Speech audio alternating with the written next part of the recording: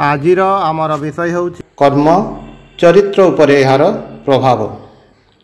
कर्म शब्दटी संस्कृत क्रू धातुर निष्पन्न।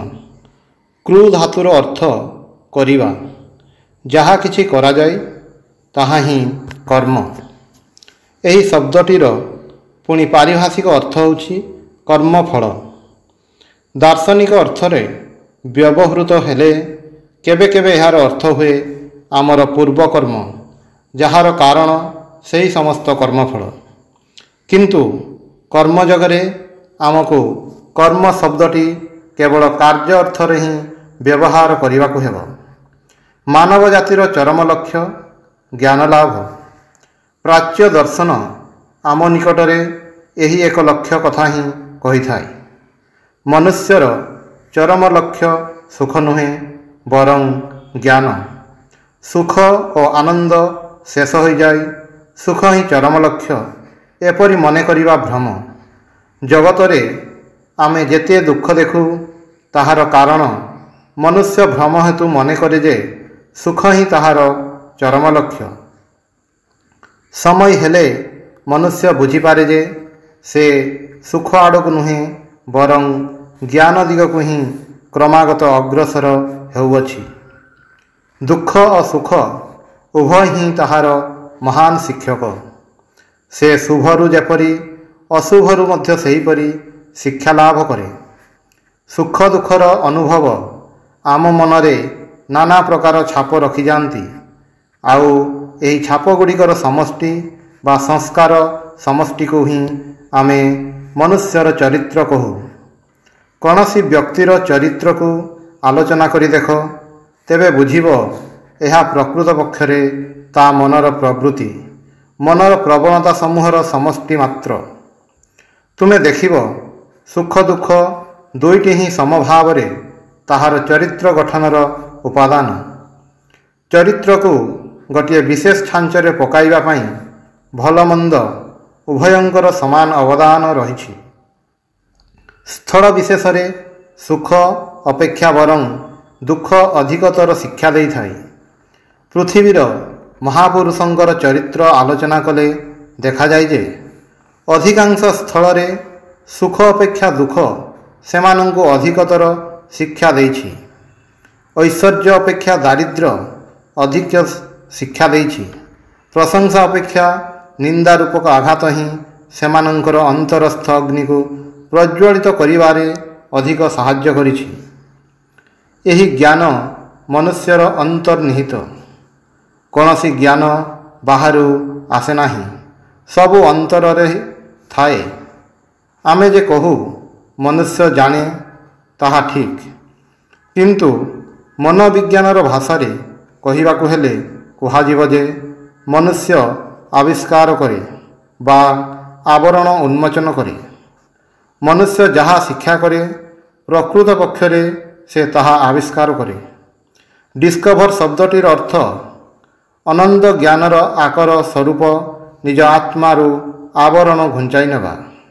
आमे कहू न्यूटन माध्याकर्षण आविष्कार करिसेंती, ताहा कौन गोटे कोणरे बसी तांको पई अपेक्षा करुथिला?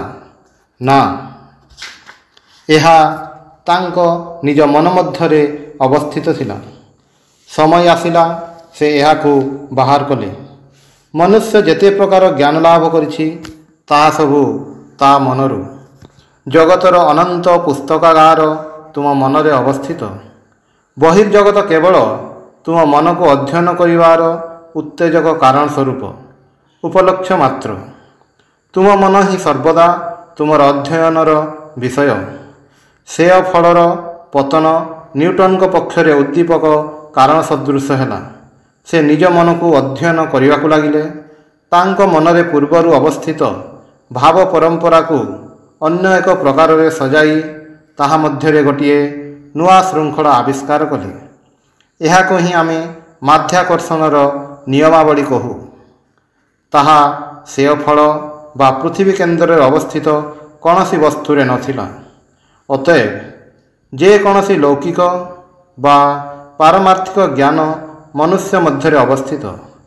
अनेक स्थल रे से गुड़िक आविष्कृत ବା ଅନାବୃତ ହୋଇ ନଥାଏ। ଯେତେବେଳେ ଏହି ଆବରଣକୁ ଧୀରେ ଧୀରେ ଅପସାରିତ କରାଯାଏ, ସେତେବେଳେ ଆମେ କହୁ ଆମେ ଶିକ୍ଷା ଲାଭ କରୁଛୁ। ଏବଂ ଏହି ଆବରଣ ଅପସାରଣ କାର୍ଯ୍ୟ ଯେତେ ଯେତେ ଅଗ୍ରସର ହୁଏ, ଜ୍ଞାନ ମଧ୍ୟ ସେତେ ସେତେ ଅଧିକ ହେଉଥାଏ।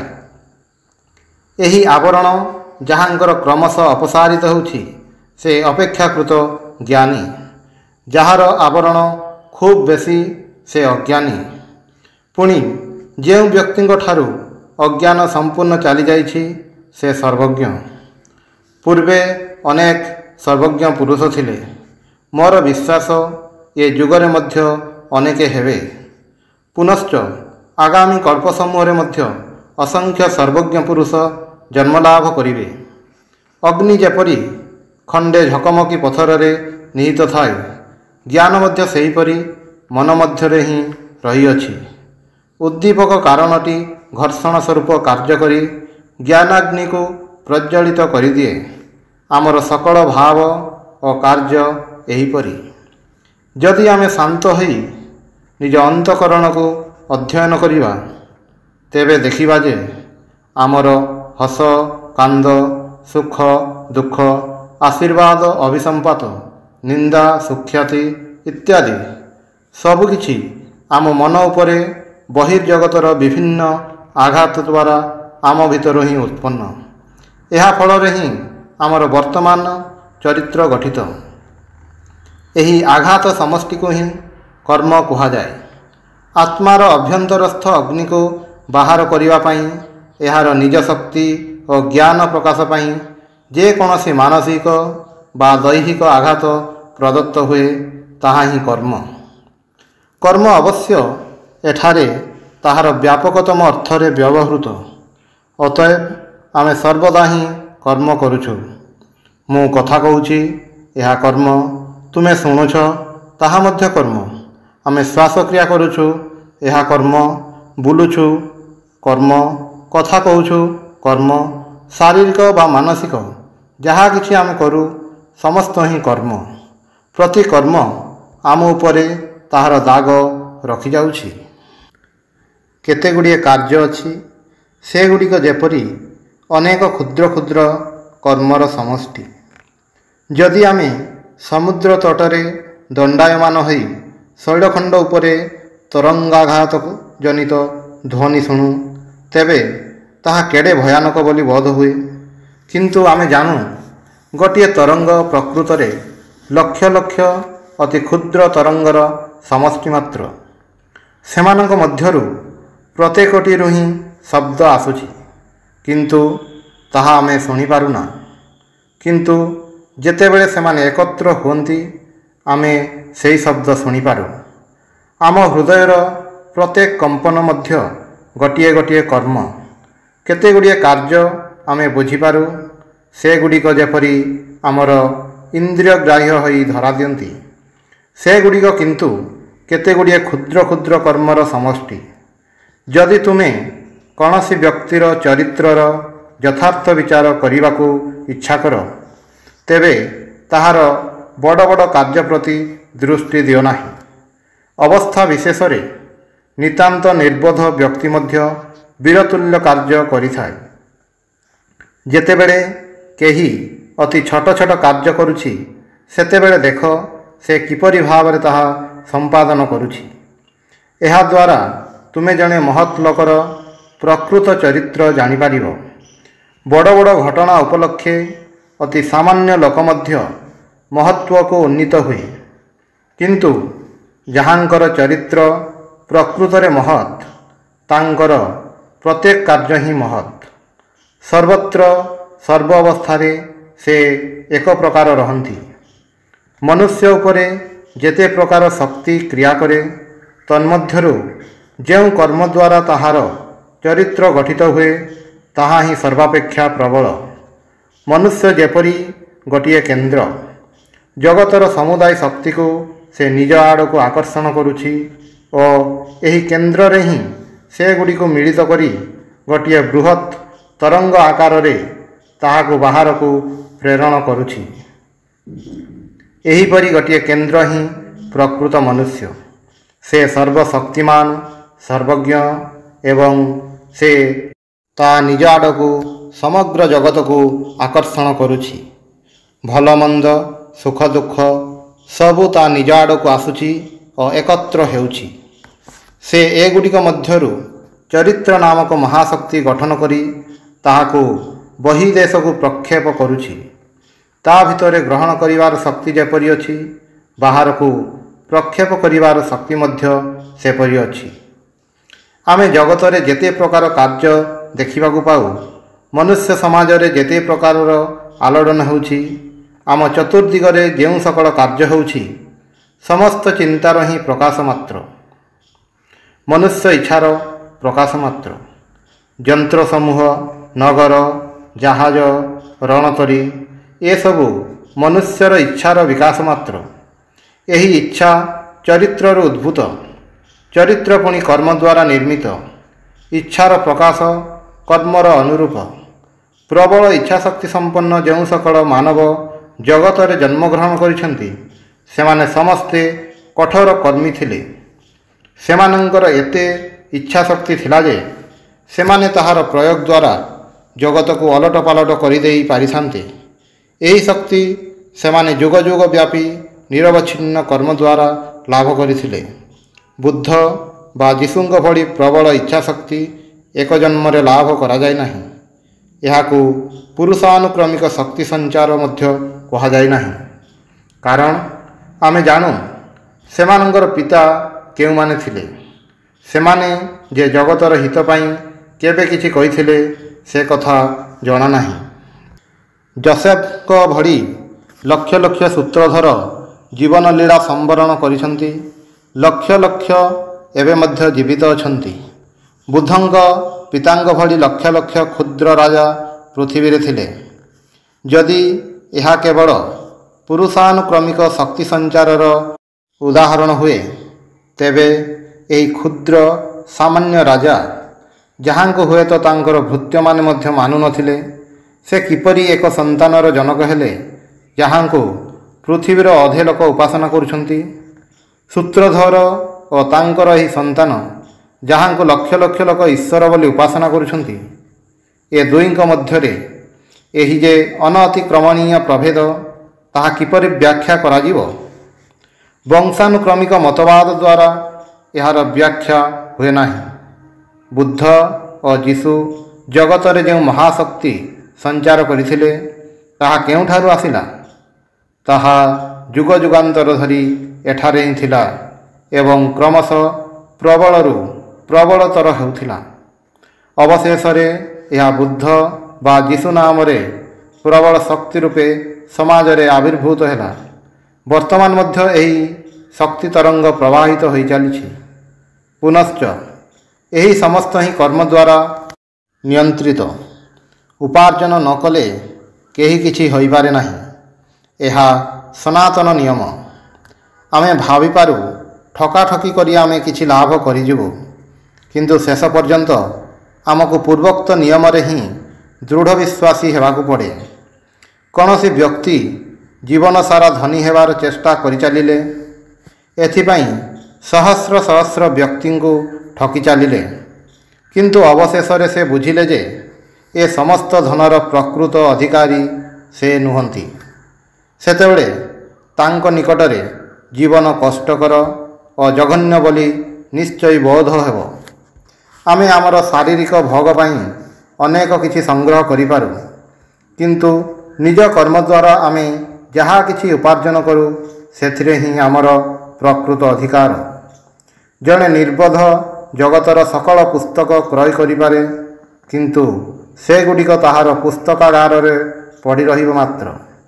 ସେ ଯେଉଁଗୁଡ଼ିକ ପଢ଼ିବାର ଉପଯୁକ୍ତ, କେବଳ ସେଇଗୁଡ଼ିକ ହିଁ ପଢ଼ିପାରିବ ଏବଂ ଏହି ଯୋଗ୍ୟତା କର୍ମରୁ ହିଁ ଉତ୍ପନ୍ନ। ଆମେ କେଉଁ ବିଷୟର ଅଧିକାରୀ ବା ଆମେ କ'ଣ ଆୟତ୍ତ କରିପାରୁ, ଆମର କର୍ମ ହିଁ ତାହା ନିରୂପଣ କରେ। ଆମର ବର୍ତ୍ତମାନ ଅବସ୍ଥା ପାଇଁ ଆମେ ହିଁ ଦାୟୀ ଏବଂ ଆମେ ଯାହା ହେବାକୁ ଇଚ୍ଛା କରୁ, ତାହା ହେବାର ଶକ୍ତି ମଧ୍ୟ ଆମର ଅଛି। ଆମର ବର୍ତ୍ତମାନ ଅବସ୍ଥା ଯଦି ପୂର୍ବ କର୍ମ ଦ୍ୱାରା ନିୟନ୍ତ୍ରିତ ହୋଇଥାଏ, ତାହେଲେ ଏହା ହିଁ ନିଶ୍ଚିତ ସିଦ୍ଧାନ୍ତ ହେବ ଯେ ଭବିଷ୍ୟତରେ ଆମେ ଯାହା ହେବାକୁ ଇଚ୍ଛା କରୁ ଆମର ବର୍ତ୍ତମାନ କର୍ମ ଦ୍ୱାରା ତାହା ହୋଇପାରେ।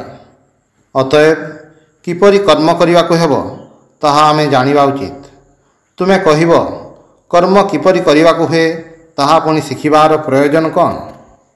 ସମସ୍ତେ ଏ ଜଗତରେ କୌଣସି ନା କୌଣସି କର୍ମ କରିଛନ୍ତି, କିନ୍ତୁ ଶକ୍ତିର ଅନର୍ଥକ କ୍ଷୟ ବୋଲି ଗୋଟିଏ କଥା ଅଛି। ଗୀତାରେ ଏହି କର୍ମଯୋଗ ସମ୍ବନ୍ଧରେ କଥିତ ଅଛି। କର୍ମଯୋଗର ଅର୍ଥ କର୍ମର କୌଶଳ, ବିଜ୍ଞାନ ସମ୍ମତ ପ୍ରଣାଳୀ କର୍ମାନୁଷ୍ଠାନ। କର୍ମ କିପରି କରିବାକୁ ହୁଏ ତାହା ଜାଣିଲେ କର୍ମରୁ ଶ୍ରେଷ୍ଠ ଫଳ ମିଳିବ। ତୁମର ସ୍ମରଣ ରଖିବା ଉଚିତ ଯେ ସକଳ କର୍ମର ଉଦ୍ଦେଶ୍ୟ ତୁମର ମନ ମଧ୍ୟରେ ପୂର୍ବରୁ ଯେଉଁ ଶକ୍ତି ଅଛି ତାହାକୁ ପ୍ରକାଶ କରିବା, ଆତ୍ମାକୁ ଜାଗ୍ରତ କରିବା। ପ୍ରତ୍ୟେକ ମନୁଷ୍ୟ ମଧ୍ୟରେ ଏହି ଶକ୍ତି ଅଛି ଏବଂ ଜ୍ଞାନ ମଧ୍ୟ ଅଛି। ଏହି ସକଳ କର୍ମ ଯେପରି ଏହି ଶକ୍ତି ଓ ଜ୍ଞାନକୁ ବାହାରେ ପ୍ରକାଶ କରିବା ପାଇଁ ଓ ଏହି ମହାଶକ୍ତି ଗୁଡ଼ିକୁ ଜାଗ୍ରତ କରିବା ପାଇଁ ଆଘାତ ସ୍ୱରୂପ ଅଟେ। ମନୁଷ୍ୟ ନାନା ଉଦ୍ଦେଶ୍ୟରେ କର୍ମ କରିଥାଏ। କୌଣସି ଉଦ୍ଦେଶ୍ୟ ବ୍ୟତୀତ କାର୍ଯ୍ୟ ହୋଇପାରେ ନାହିଁ। କେହି କେହି ଯଶ ଚାହାନ୍ତି, ସେମାନେ ଯଶ ପାଇଁ କାର୍ଯ୍ୟ କରନ୍ତି। କେହି କେହି ଅର୍ଥ ଚାହାନ୍ତି, ସେମାନେ ଅର୍ଥ ପାଇଁ କାର୍ଯ୍ୟ କରନ୍ତି। କେହି କେହି ପ୍ରଭୁତ୍ୱ ଇଚ୍ଛା କରନ୍ତି, ସେମାନେ ପ୍ରଭୁତ୍ୱ ଲାଭ ପାଇଁ କାର୍ଯ୍ୟ କରନ୍ତି। କେହି କେହି ପୁଣି ସ୍ୱର୍ଗକୁ ଯିବାକୁ ଇଚ୍ଛୁକ, ସେମାନେ କାର୍ଯ୍ୟ କରନ୍ତି ସ୍ୱର୍ଗକୁ ଯିବା ପାଇଁ। ଅନ୍ୟ କେହି କେହି ପୁଣି ମୃତ୍ୟୁ ପରେ ନିଜ ନାମ ରଖିଯିବାକୁ ଚାହାନ୍ତି। ଚୀନ ଦେଶର ରୀତି ହେଉଛି ନ ମଲେ କାହାରିକୁ କୌଣସି ଉପାଧି ପ୍ରଦାନ କରାଯାଏ ନାହିଁ।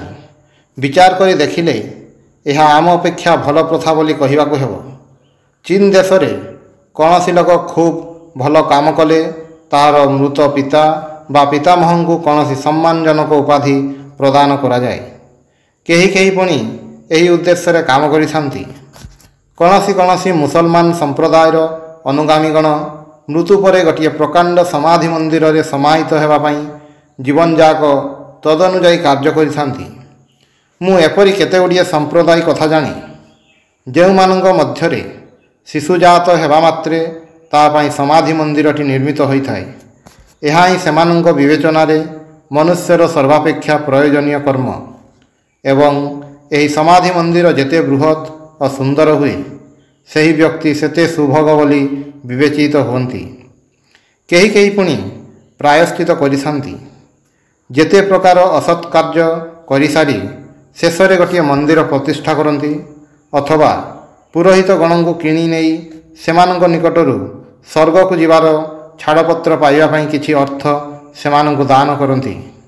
ସେମାନେ ମନେ କରନ୍ତି ଯେ ଏହି ଦାନ ଦ୍ୱାରା ସେମାନଙ୍କ ପଥ ପରିଷ୍କାର ହେଲା ଓ ପାପ କରିଥିବା ସତ୍ତ୍ୱେ ସେମାନେ ଶାସ୍ତିକୁ ଏଡ଼ାଇ ଯାଇପାରିବେ।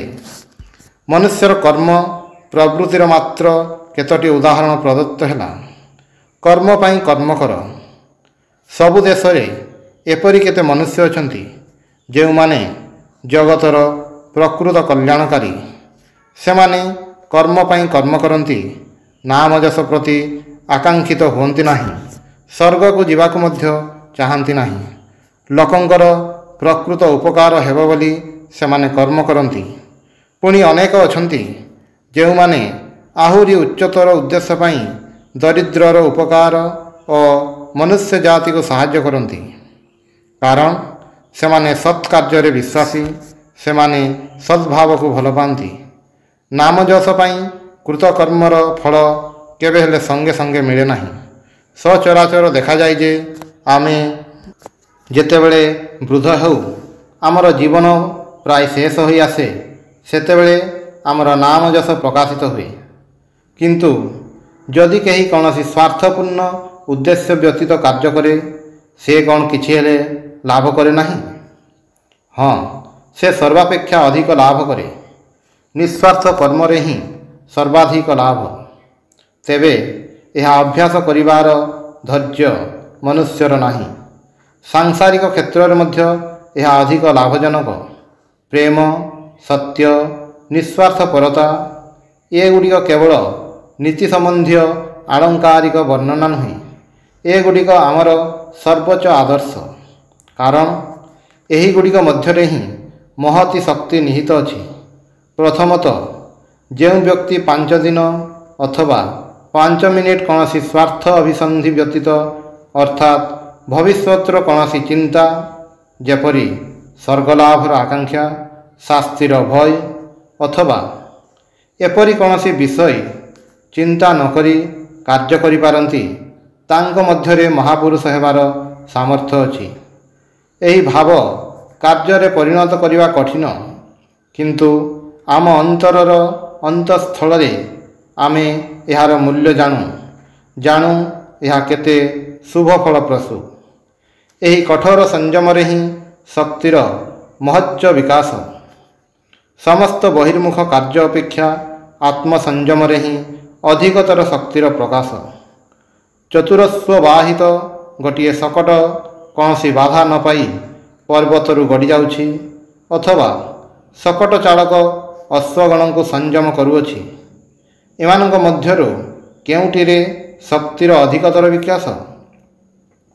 ଅଶ୍ୱଗଣକୁ ଛାଡ଼ିଦେବା ବା ଅଶ୍ୱଗୁଡ଼ିକୁ ସଂଯତ କରିବା।